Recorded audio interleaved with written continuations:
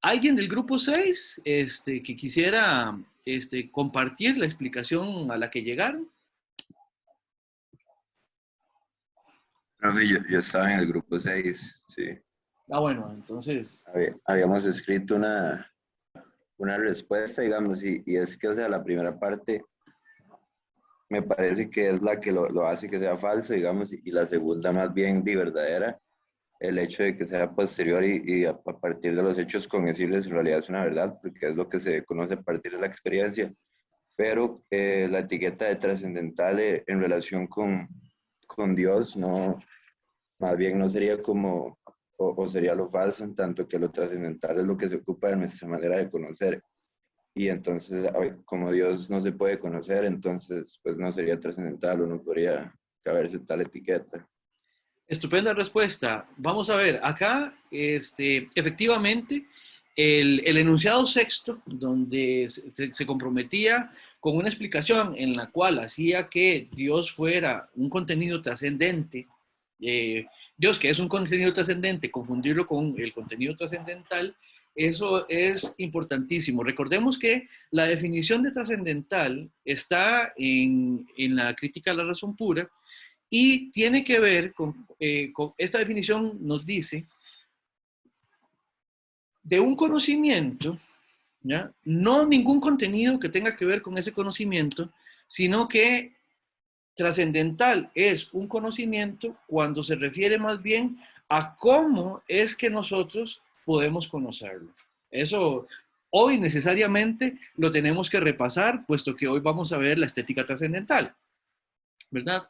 Pero entonces, ¿se acuerdan que hay ciertas cosas con Kant que yo les he dicho que hay que interpretarlas como un responsorio, ¿verdad? Que a priori era independiente de la experiencia. O sea, a uno le dicen a priori, inmediatamente uno cae en esto de que es independiente de la experiencia.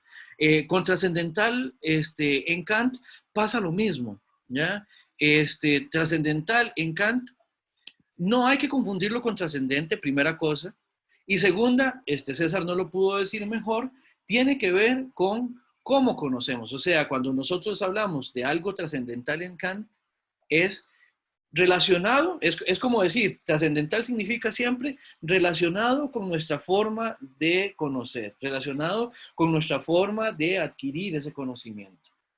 Eso es importantísimo y nos va a acompañar a lo largo del texto.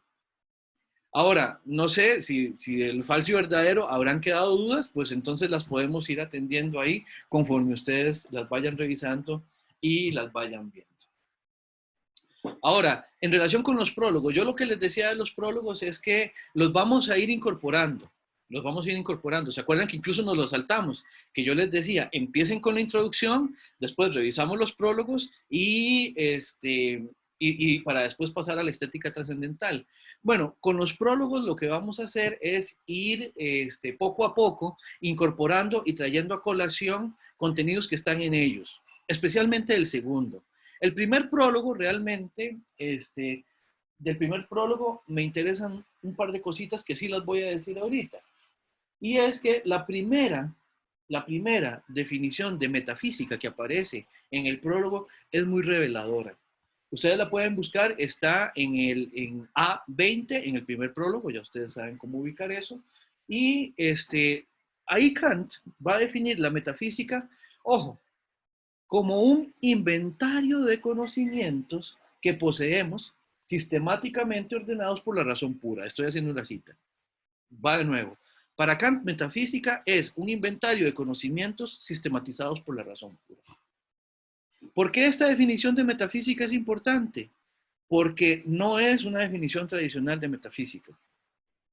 O mejor dicho, es la interpretación de las preguntas tradicionales de la metafísica a la luz de lo que Kant está tratando de hacer. ¿Se acuerdan que Kant está tratando de responder con la crítica de la razón pura, está tratando de responder a la pregunta ¿qué puedo conocer? Bueno, una vez que Kant se trae a colación el problema de la metafísica, recuerden que la metafísica siempre se ha caracterizado por establecer las preguntas fundantes, las preguntas por los fundamentos. Una vez que Kant se pregunta por la metafísica y además está preocupado por cómo conocemos, entonces le da un giro a la metafísica hacia lo epistemológico. Con Kant y a partir de Kant tenemos ese énfasis epistemológico de la metafísica. ¿Quiere decir esto que esta posibilidad de una orientación epistemológica de la metafísica no existió antes en la historia del pensamiento? No, no quiere decir esto. Si ustedes saben, en la metafísica de Aristóteles, el primer párrafo es sobre epistemología, ¿ya? Todos los hombres desean saber, ¿ya? Ese vínculo con lo epistemológico es siempre un acompañamiento de la metafísica. Pero en Kant el asunto llega a tal punto que la metafísica se define en términos epistemológicos. Y eso es de crucial importancia. Habiendo dicho eso, entonces quiero que ingresemos a la estética trascendental, a la parte que nos toca ver hoy. Permítanme, no, esto no.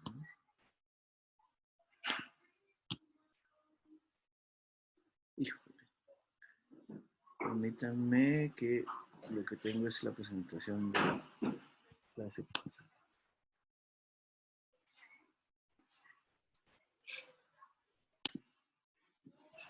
Bien, la estética trascendental. Hoy, como les decía, estoy muy ilusionado con este contenido, puesto que entramos en materia ya desde el punto de vista de la explicación a propósito de cómo conocemos que podemos ver en Kant. Ustedes habrán oído, habrán escuchado y tal vez conocerán la explicación de cómo el conocimiento en Kant funciona, por así decirlo, compartimentarizado en facultades, ¿verdad? Vamos a empezar por ahí. Lo tengo en una lámina más adelante. Para Kant, tenemos acá, el conocimiento tiene que ver con tres facultades. Tres facultades. Vamos a entender facultad en el sentido casi que etimológico del término. Una facultad es algo que permite otra cosa, ¿ya? Por eso es que a veces uno habla de capacidades facultativas, en el sentido de que facultar, que algo faculte otra cosa, es que hace posible que esa otra cosa proceda de una determinada manera, opere de una determinada manera. Nosotros tenemos tres facultades para conocer, ¿ya? Las facultades son estas tres: sensibilidad por un lado, entendimiento en segundo lugar y razón. Aquí podemos ver una estructura, podemos ver un ordenamiento y también podemos ver un problema. Empecemos por la estructura. Vemos que acá hay una conjunción de tres elementos importantes explicativos, tres facultades que coadyuvan en la producción de conocimiento en los seres que llamamos racionales, ¿verdad? Cada una de estas facultades tiene que ver con un poder hacer cosas distintas. Es decir, la facultad de la sensibilidad, que es, como decía hace un par de minutos, una capacidad, nos permite hacer una determinada variedad de cosas. La facultad del entendimiento nos va a permitir hacer otra determinada cantidad de cosas y la facultad que llamamos razón nos va a permitir hacer otra cantidad de cosas. Entonces ahí estaríamos hablando de la estructuración que está proponiendo Kant en este sentido. Me animo a preguntar de una vez si esto va quedando claro o si tienen alguna pregunta o algún comentario. Puedo seguir entonces. Bien, esa es la estructuración. Aquí tenemos una estructura. En segundo lugar, tenemos un ordenamiento, les decía. Aquí lo intenté representar con esta flecha y con esta barra. Aquí el punto es, La primera cosa es, esta flecha significa que hay una especie de direccionalidad en las facultades. Estas tres facultades que Kant nos está mencionando en este momento, en alguna parte del texto, él se refiere a ellas como las facultades superiores del conocimiento. O sea, son medios para generar conocimiento, son medios mediante los cuales nosotros conocemos. Esta flecha que está acá, lo que indica es cómo es que ellas van encadenando sus acciones, de modo que lo que nosotros conocemos, ¿ya?, se va justificando, o mejor dicho, lo podemos ir explicando a partir de cómo estas facultades operan entre sí. Generan sus propios subproductos o los productos generales de todo lo que vamos a llamar conocimiento. Y por eso es que hoy que vamos a ver la estética trascendental, estamos aquí en el inicio de esta flecha. Porque hoy vamos a empezar a ver cómo es que opera la sensibilidad según la propuesta kantiana en la crítica de la razón pura. Después nos vamos a pasar al entendimiento y, ojo, Kant en algún momento incluso menciona que esto es algo así como un crescendo, ¿ya? Empezamos por la sensibilidad, que sería la manera más inmediata de conocimiento. O mejor, sí, que está ubicada en la manera más inmediata de conocimiento. Eso está relacionado con esta barra que voy a explicar ahorita.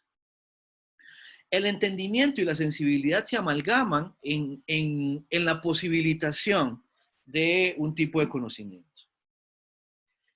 Y por último tenemos la razón, que sería la más elevada de las facultades, la más elevada, y aquí entendamos en que la razón es algo así como la que se encarga de abarcar de manera más general el conocimiento que nosotros vamos produciendo desde que vamos conociendo, ¿ya? Entonces, esta línea, esta flecha que está acá, lo que señala es esa direccionalidad del conocimiento, a dónde empieza y a dónde culmina. Culminar acá, termino la idea, ya te doy la palabra, Dani. En este sentido, culminar significa algo así como ir buscando también un nivel de importancia del conocimiento, eso vamos a ver qué significa en Kant, y además con que el hecho es que nuestras capacidades no pueden ir más allá de esta tercera facultad. Dani, por favor. Profe, la razón podríamos decirlo entonces que es como el conocimiento más objetivo que pueda tenerse, o sea, donde separamos, no sé, experiencias, emociones y nos quedamos en la parte más objetiva. No, Dani, desde la sensibilidad ya nosotros generamos conocimiento objetivo. Te voy a decir algo, por ejemplo, ve un conocimiento objetivo que ya estamos generando ya en esta clase. ¿De qué color es el fondo de la lámina de la presentación? De rojo. De ahí rojo, sí, claro. Y a menos de que haya algún tipo de dificultad visual, tipo daltonismo o algo por el estilo, las demás personas del curso deberíamos estar viendo este color como una lámina, o sea, esta lámina como una lámina de color rojo. Correcto, los demás lo ven rojo, ¿sí? Sí, profe. Sí, ahorita sale el daltónico diciendo yo no, profe. Bueno, pero sí, bueno. Bueno, precisamente con el daltónico también podríamos hacer un ejemplo a propósito de qué significaría ahí la objetividad. Dani, para seguir respondiéndote, y esto es importante, lo que mencionabas es importantísimo. En Kant, la manera en que nosotros conocemos nos permite generar conocimiento que sea realmente consistente, dadas las facultades que lo operacionalizan. ¿Qué quiere decir esto? Nosotros vemos esta lámina roja. ¿Por qué? Porque nuestras capacidades, ojo, capacidades, ¿ve? Que aquí está, nuestras capacidades, en este caso visuales, hacen que nosotros veamos esta lámina como una lámina de color rojo. Si nosotros fuéramos seres distintos, por ejemplo, si fuéramos, no sé, un animal que ve en blanco y negro, Nosotros en este momento no estaríamos viendo esta lámina como una lámina de fondo rojo, sino que probablemente la veríamos como lo que desde nuestro tipo de visión lo podríamos interpretar como una especie de gris, muy probablemente. ¿Ya? Entonces, ¿qué quiere decir aquí? Que esta representación visual a partir de la capacidad que llamamos visión sea objetiva. Bueno, pues que quienes tengan la capacidad, toda aquella que tenga esta capacidad, en este caso la visión tal como la tenemos los seres humanos, en principio debería ver el fondo de esta pantalla como un fondo rojo. Entonces, no nos vamos a esperar hasta la razón para generar conocimiento objetivo. El conocimiento objetivo empieza desde la sensibilidad. Y Dani, esto se va a seguir llenando de cuerpo conforme vayamos avanzando en el curso, pero no sé si con esto quedas un poco, por lo menos, satisfecho con la respuesta.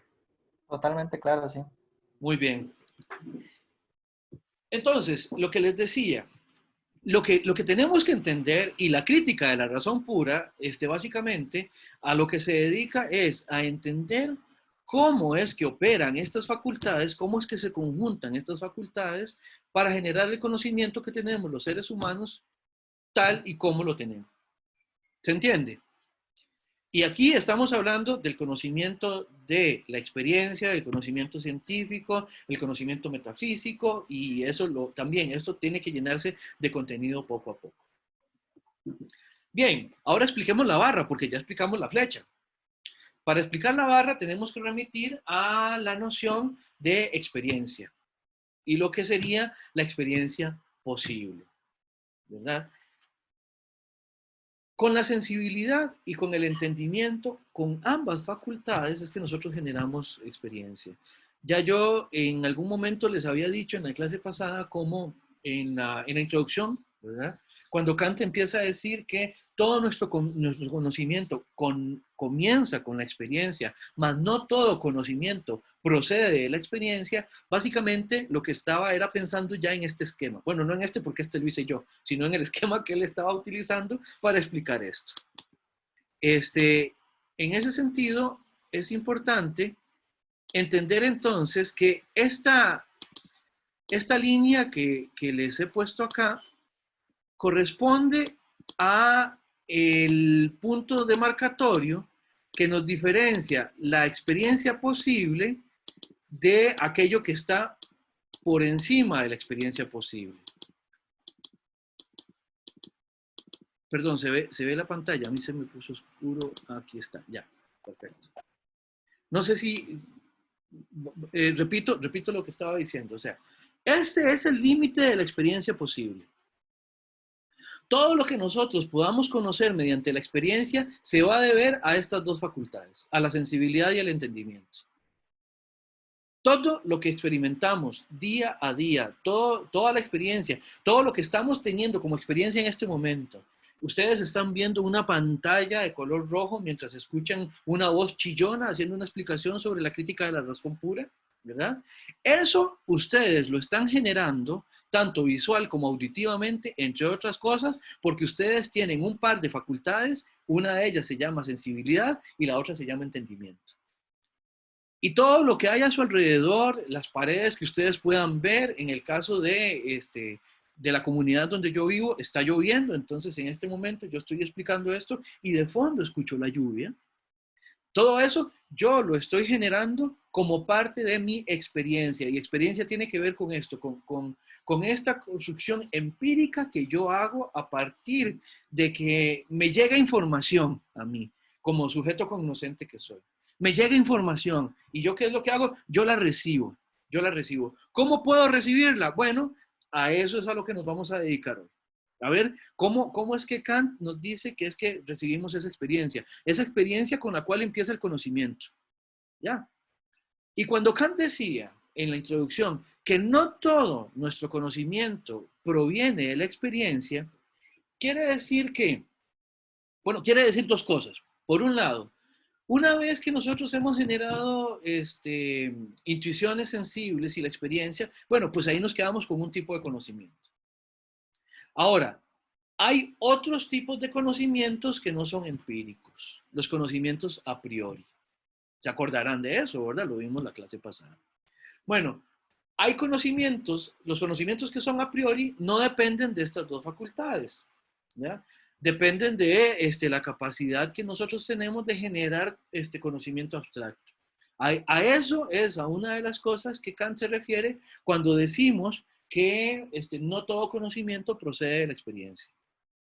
Y otra posibilidad tiene que ver con los conocimientos, los contenidos que nos genera la razón, mediante los cuales nosotros, y esto es un rasgo privativo y distintivo de los seres humanos, nosotros, los seres racionales, podemos saltarnos la barda de la experiencia posible y traer a colación problemas de crucial importancia, además, para Kant, pero que están muy por encima, muy por fuera de la experiencia posible. Recordarán que ya hemos mencionado en el curso el problema de Dios, el problema de la inmortalidad del alma, el problema de la eternidad del mundo, y hay otras cosas que son posibles gracias a esta facultad, que es la razón. Entonces, de la barra hacia la sensibilidad y el entendimiento tenemos experiencia posible. De la barra hacia la razón, lo que tenemos es un ámbito que está, y esta es una fórmula, es una fórmula que se repite mucho en la crítica de la razón pura. Esto está más allá de la experiencia posible. Más allá de la experiencia posible o en la experiencia. Esto es como territorializar, por así decirlo, nuestras posibilidades de conocimiento, ¿ya? Hay dos, es un disco que está partido, está partido en dos partes, ¿ya? Es un disco duro que está compartimentalizado de otra manera, como, por un lado, todo lo que tenga que ver con la experiencia y por otro lado, todo lo que esté más allá de la experiencia posible. No sé si tienen alguna pregunta en este momento. Profe, ahora usted mencionaba el tema de la intuición. Sí. ¿Qué es la intuición? Para eso sí, esperémonos porque en unos minutitos vamos a estar con eso. Tengo una pregunta, David. Adelante, en este adelante. caso no estamos diciendo nada sobre si el conocimiento que se da en la razón, digamos, en este otro ámbito, es falso o no, ¿verdad? Sobre eso no estamos afirmando nada. No, no estamos afirmando nada sobre eso. Y en realidad es una cadena de preguntas. Entonces, Adelante. digamos que la razón la entiendo yo, usted me dice si es mal, si está equivocada la lectura, como una capacidad de operar dentro del ámbito del entendimiento. Ok, ¿qué estás entendiendo hasta este momento por entendimiento, Giovanni? En palabras sencillas, la mente, las ideas, básicamente. Ok, entonces voy a explicar, no quites el dedo del renglón, porque yo les dije que para explicar esto de las facultades quería explicar tres cosas. Una, la dirección esta que llevaban, la compartimentalización, el ordenamiento y además un problema. Entonces, permíteme explicar el problema y creo que con eso te respondo y después sigo escuchando tus preguntas, ¿te parece? Ok, sí, perfecto. Muy bien. El problema que tenemos con Kant a la hora de ver la manera en que nos presenta las facultades es que a Kant uno le podría sacar la tarjetita amarilla, digamos, de que está incurriendo en lo que en Introducción a la Lógica a uno le enseñan como una falacia de ambigüedad. La falacia de ambigüedad es cuando, bueno, en Kant es mucho más sutil que eso, o sea, es diferente, pero me sirve explicarlo para darme a entender. Una falacia de ambigüedad es cuando en un proceder argumental nosotros utilizamos una palabra con varios significados sin hacer las previsiones del caso a propósito de la explicación que debería llevar cada una de las palabras o las palabras en cada una de las maneras de entenderla. O sea, una falacia de ambigüedad lo que nos dice es tenga cuidado. Si usted va a hacer una explicación y necesita utilizar una palabra en dos sentidos diferentes, el problema es que esos dos sentidos diferentes eventualmente se le pueden barajar. Y si no hace las previsiones explicativas del caso, eso puede ser un problema para su argumentación. En Kant eso pasa. ¿Por qué? Porque las facultades que empiezan con la sensibilidad, siguen con el entendimiento y terminan en la razón, todas ellas, a su vez, son parte de eso que a nosotros nos distingue como seres humanos. ¿Qué es qué? Ya lo he mencionado en esta clase. ¿Qué es lo que a nosotros nos distingue, a los seres humanos? En filosofía lo vemos desde los griegos. ¿Qué es lo que nos distingue? ¿Alguien? La razón. La razón, efectivamente. O sea, que estas tres facultades son parte de la razón humana. Pero ¿qué problema tenemos acá cuando nos damos cuenta de que la tercera facultad superior se llama igual que la totalidad de la que es parte? O sea, razón en Kant es tanto todo nuestro aparato de conocimiento y además es una de sus facultades. Entonces, ahí tenemos que tener cuidado cuando vamos avanzando en el texto y ya ahí lo que puedo es avisarles. Lo que puedo es avisarles. Y ustedes en la lectura tienen que ir también entendiendo. Tampoco es que es tan difícil hacer la distinción. Por eso les decía yo que no es tan fácil como simplemente decir que esto es una falacia de ambigüedad. Porque me parece que en Kant hay medios para poder entender con claridad cuándo se está refiriendo a la razón como facultad o a la razón como esa completud de las tres facultades. Entonces, Giovanni, creo que con esto respondo un poco a tu pregunta, ¿correcto? Creo que sí, pero aún, digamos, tanto la sensibilidad como el entendimiento son como capacidades para pensar o para razonar, pero debidas a distintas cosas o que se refieren a distintas cosas, ¿no? Sí. Por ejemplo, entiendo yo, igual me corrige, como ahorita, que la sensibilidad, por ejemplo, se refiere más como a lo externo, ya, en tanto que somos afectados por cuerpos externos, así lo veo yo, y el entendimiento en tanto a que somos afectados por ideas, independientemente de cómo vaya a pensar uno eso, pero en principio son ideas que tenemos nosotros mismos. Okay. Ahora, la razón no nos permite... Ok, sí, dígame. No, adelante, termina el enunciado. Bueno, entonces decía yo que la razón no es quien determina cómo somos afectados por cuerpos externos, pero sí nos permite modular cómo somos afectados por las ideas. Ok, aquí vas a ir viendo, Giovanni, que dentro de poco, esto que estás hablando de hoy como ideas, lo vamos a tener que empezar a pensar de otra manera, porque en Kant las ideas son cosas muy específicas. También esto de exterior e interior, esto de la mente que vos mencionaste en algún momento, todo esto vamos a tener que ir viendo cómo es que Kant, cuál es la nomenclatura propiamente hablando que Kant utiliza. Esas son precisiones que no tiene sentido hacer en este momento porque no hemos pasado por esa parte del texto, pero cuando vayamos pasando vas a ir notando cómo esto se va clarificando en ese sentido. Ahora, las facultades, y aquí yo creo que estás apuntando a un problema que es importante. Las facultades, en primer lugar, son diferentes porque cada una tiene una función que le es específica. Si las facultades, si las facultades repitieran la acción de otra, pues se solaparían y además en ese específico respecto en el cual operarían lo mismo, no podríamos distinguirlas, serían indistinguibles. En Kant, las facultades efectivamente se distinguen precisamente porque sus funciones son distintas. Vos mencionaste un verbo, y utilizaste un verbo que es crucial, que es pensar. Bueno, pensar va a estar aquí. Pensar va a estar en el entendimiento. Por ejemplo, cuando hablábamos de la representación visual de este color rojo, bueno, eso es intuir, eso es sentir, eso es ver. Bueno, eso va a estar aquí. ¿Ya? Pensar en relación con ciertos conceptos va a estar aquí, pero también va a estar acá, en la razón. Entonces, por ahora, Giovanni, lo que le puedo decir, lo que le puedo mencionar es que tenemos aquí una acción específica que vamos a ver hoy en qué consiste, ¿verdad? Que tiene que ver con nuestra facultad de ser afectado por cosas, y eso ya lo vamos a ver. En segundo lugar, cómo esa afectación, de alguna manera, nosotros tenemos que ponerla en orden.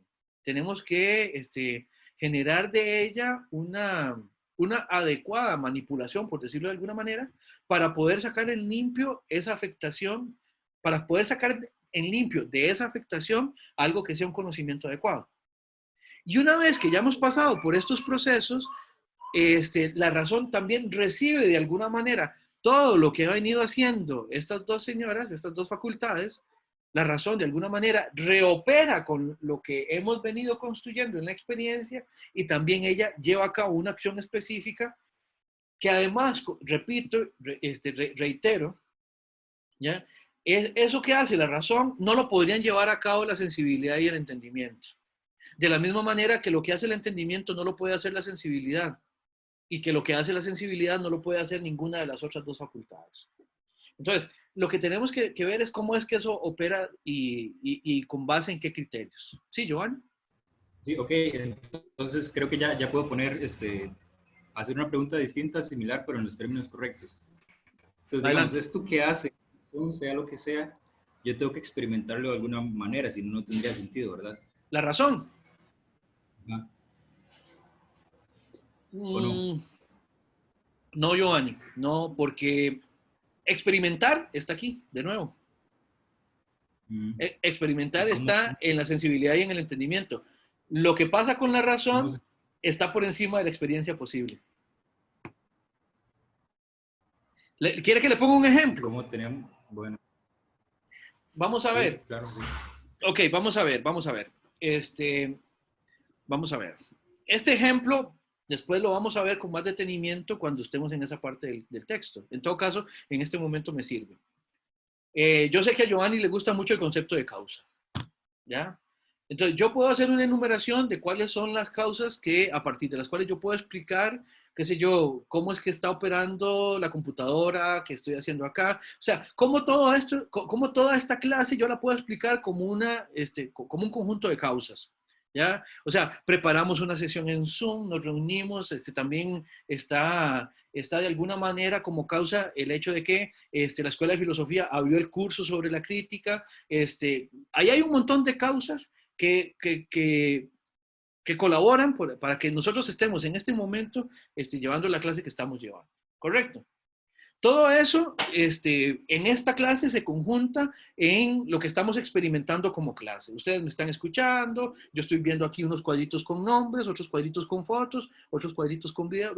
Estamos viendo, escuchando y haciendo un montón de cosas. Todo eso se experimenta, Giovanni. En este momento usted está experimentando, además de la clase, el entorno que lo rodea en donde quiera que esté, ¿verdad? Todo eso se experimenta.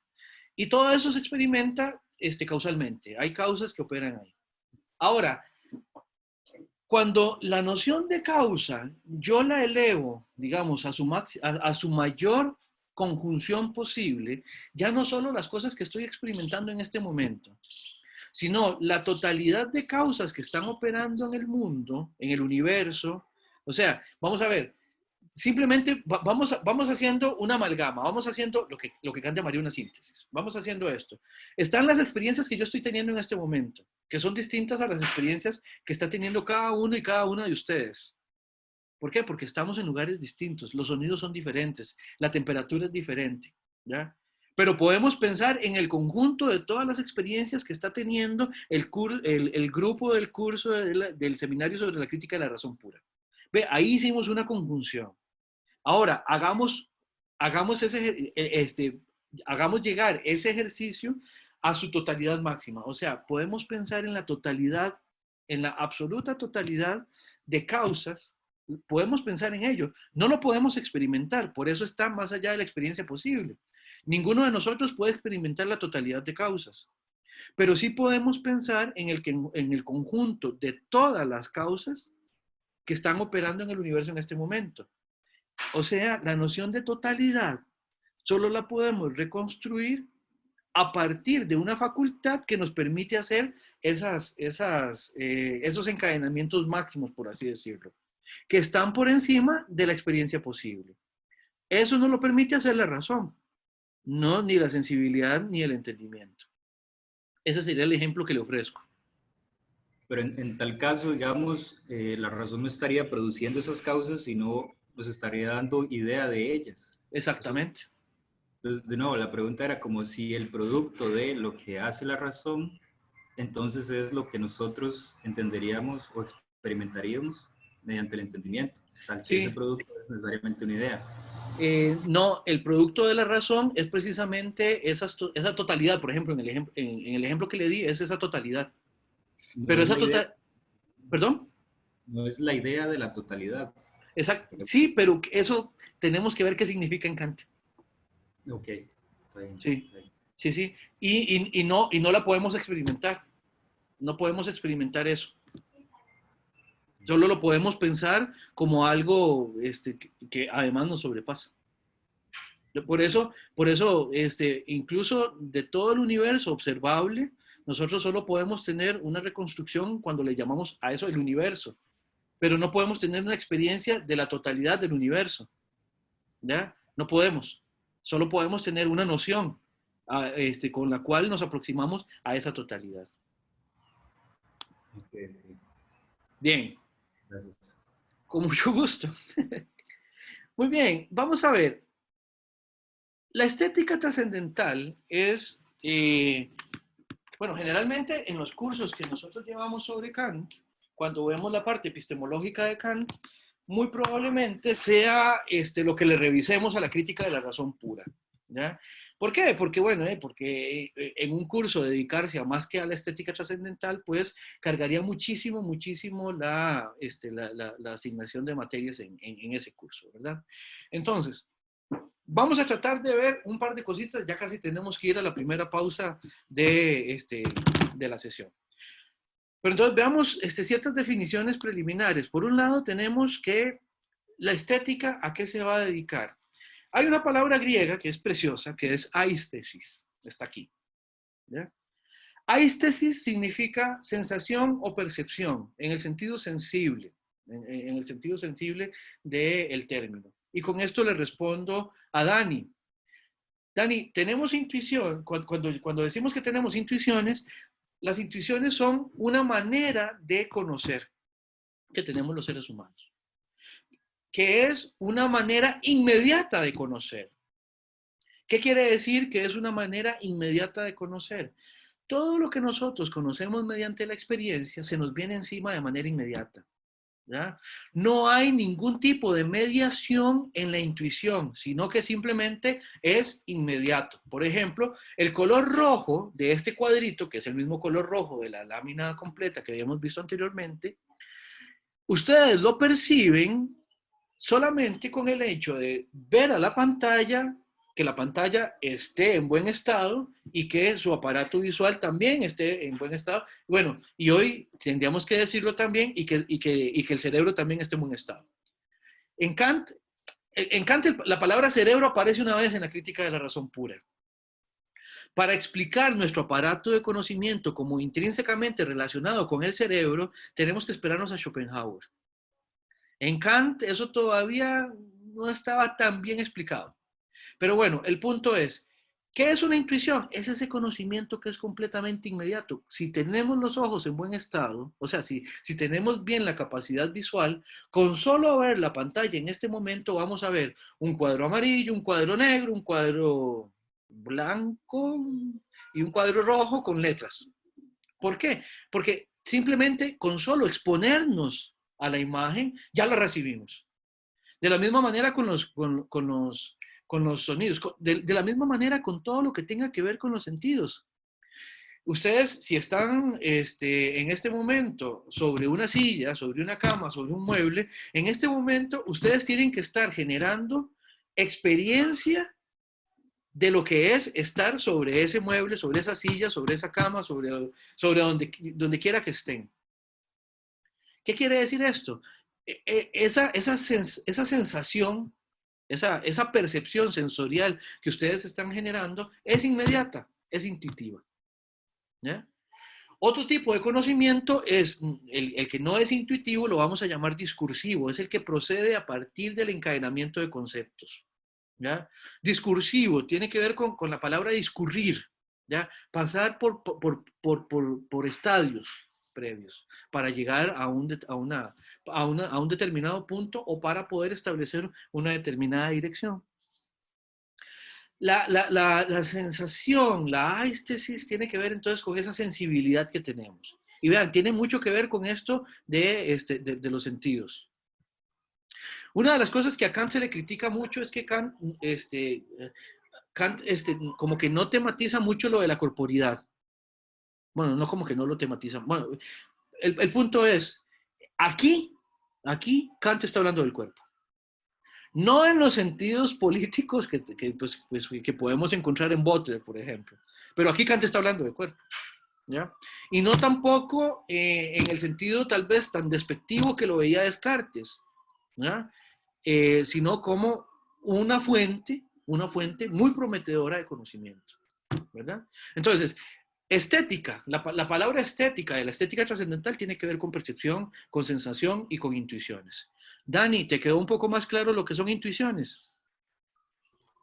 Sí, profe, claro, es lo que hablábamos la vez pasada, como las palabras, al menos cuando uno está leyendo el texto, tiene que entenderlas, porque digamos, a nivel de psicología, la intuición es otra cosa. La intuición va una amalgama de experiencias pasadas que vos sentís como ese conocimiento a la hora de tomar ciertas decisiones que no puedes a veces explicar, pero están ahí ligadas a ciertas experiencias. Entonces uno lee la palabra intuición aquí y se queda como, estoy como ahí como en un limbo perdido.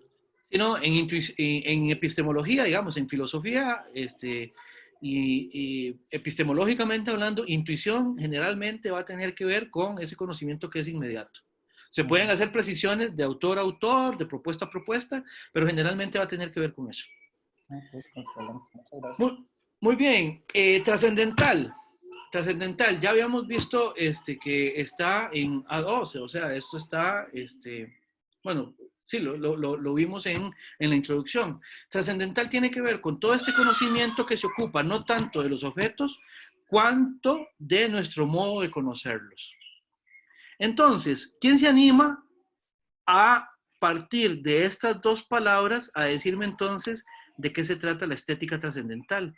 Si la estética tiene que ver con aistesis, con la sensación y con la percepción, y lo trascendental con el conocimiento que se ocupa de nuestra manera de conocer, ¿qué nos podemos esperar de algo que se llama estética trascendental? ¿Quién se anima?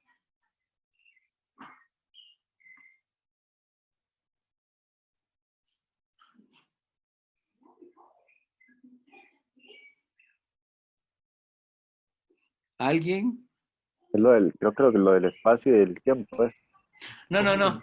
Sí, aquí no. Sería nada más. O sea, si tuviéramos que explicar entonces, ¿qué podemos entender por estética trascendental? ¿Qué sería entonces? ¿Cómo sentimos? ¿Perdón? ¿Cómo sentimos? Esa sería la parte estética. Pero no solo es cómo sentimos, es también la parte trascendental de ese cómo sentimos.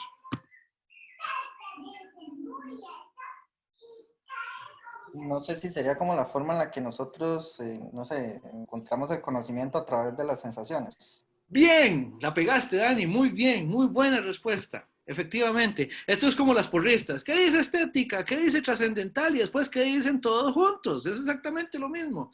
Cuando estamos hablando ya de la estética trascendental, como la ciencia de todos los principios de la sensibilidad a priori, después vamos a ver por qué Kant le mete también a esto del a priori, estamos viendo que lo que nos estamos fijando es en la sensación y en las percepciones de esta sensibilidad que tenemos, pero con el filtro de lo trascendental, o sea, de que nos estamos ocupando también de cómo esta sensación y esta percepción aportan, es un medio para generar conocimiento. O sea, es cómo conocemos nosotros a partir de la facultad de la sensibilidad. A eso es a lo que nos vamos a dedicar con la estética trascendental. Y vean, todo lo que he explicado hasta este momento se relaciona solamente con el título de la parte esta de la crítica de la razón pura. ¿Ya? Entonces, vamos a ver cómo nos va con el desarrollo de esta explicación. Por ahora, les ofrezco entonces que hagamos una pausa, ya son las 4:54, de modo que volvemos después de la pausa